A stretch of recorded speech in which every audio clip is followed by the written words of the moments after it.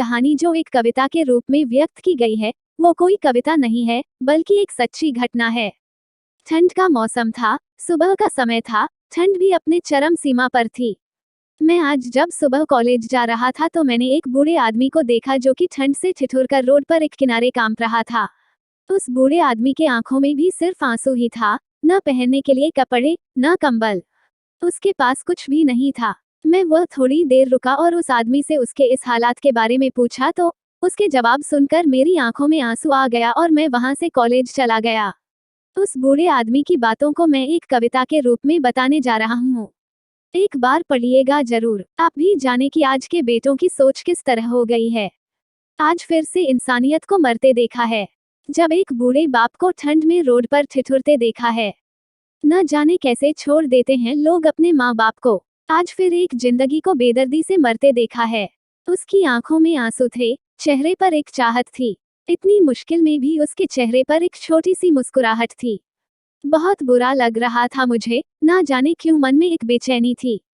मेरे पास कुछ भी न था देने को, लेकिन फिर भी उसको कुछ भेंट देनी थी।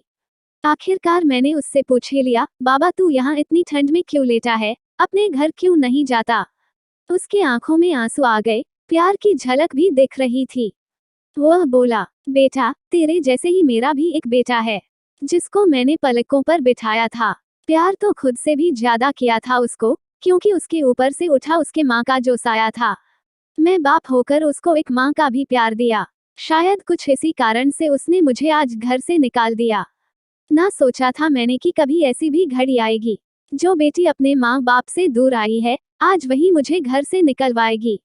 मैंने बेटे को बहुत समझाया, अपने किए हर प्यार को बताया था, पर बेटे के मन में जैसे एक अंधकार सा छाया था। वो भी अपनी पत्नी की बातों में आकर अपने बाप पर जुल्म ढाया है। जिस बाप ने बेटे के लिए अपनी सारी खुशियां त्याग दी, आज वो जैसे हुआ कोई पराया है। बस इतनी सी कहानी है मेरी, जो इस रोड पर पड़ा हूँ मैं। जिस बेटे को हर एक सुख दिया, आज उसी की वजह से इस मोड़ पर खड़ा हूँ मैं। बेटे, एक बात तुमको भी बताता हूँ, तू बहुत प्यार करना अपने माँ बाप को, पर इस मोड़ पर मत छोड़ना कभी। त्याग देते हैं माँ बाप अपनी सारी खुशियों को, जिससे बेटे को दुख ना हो कभी। मैंने भी बहुत प्यार किया था अपने बेटे को, पर आज कुछ इस कदर बहाया गया हूँ। पर तू कभी न छोड़ना अपने माँ बाप का साथ। आज जिस तरह से मैं ठुकराया गया हूँ। इतना कहकर बूढ़ा व्यक्ति रोने लगा, अपने बचे हुए जीवन को रोकर ही खोने लगा। फिर मैं भी वहां से चला गया। उसका दर्द मुझको भी रुला गया।